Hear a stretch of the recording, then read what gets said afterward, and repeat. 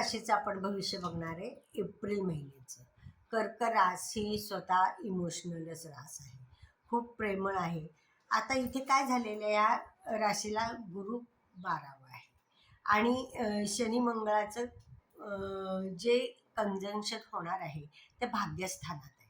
तर तुम्ही इथे भाग्यस्थानासाठी जी वृद्धी करायची आहे ते तुम्हाला स्ट्रगल करूनच मिळणार आहे.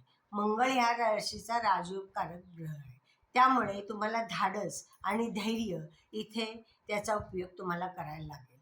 इथे ज्या काही निगेटिव्ह गोष्टी असतील त्या मनाने आणि व्यवस्थितरित्या तुम्हाला बाजूला सारून स्वतःचे प्रयत्न तुम्हाला करावे लागणार आहेत.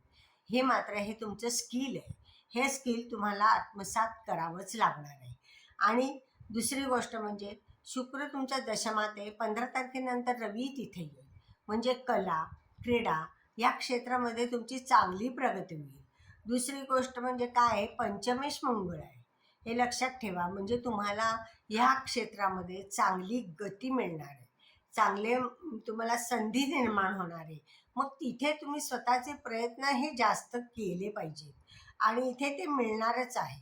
आणि जरी गुरु व्ययस्थानात असल्या तरी तुमच्या इन्व्हेस्टमेंट चांगल्या होतील. त्याच्यानंतर तुमचे जे प्रवास आहेत ते आध्यात्मिक होतील. दुसरी गोष्ट म्हणजे तुम्हाला परदेशाचे जायचं असेल तर तिथे चांगल्या संधी मिळतील. म्हणजे परदेशात तुम्हाला एखादं काही काम असेल तर तिथे सहजरित्या तुमचं होऊन जाईल.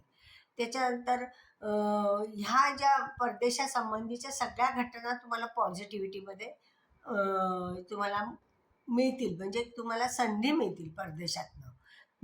नोकरी व्यवसायासाठी सुद्धा तुम्हाला हा गुरु चांगला आहे. तिथे नोकरी व्यवसायात ज्या अडचणी होत्या, छोटे छोटे जे प्रॉब्लेम होते ते निघून जातील, त्याचंही काही राहणार नाही. आणि तुमच्या वारसा हक्काचे जे काही प्रश्न होते ते तुमच्या स्वतःच्या प्रयत्नामुळे ते मार्गी लागतील. तुमचं कम्युनिकेशन मात्र इथे नीट ठेवा.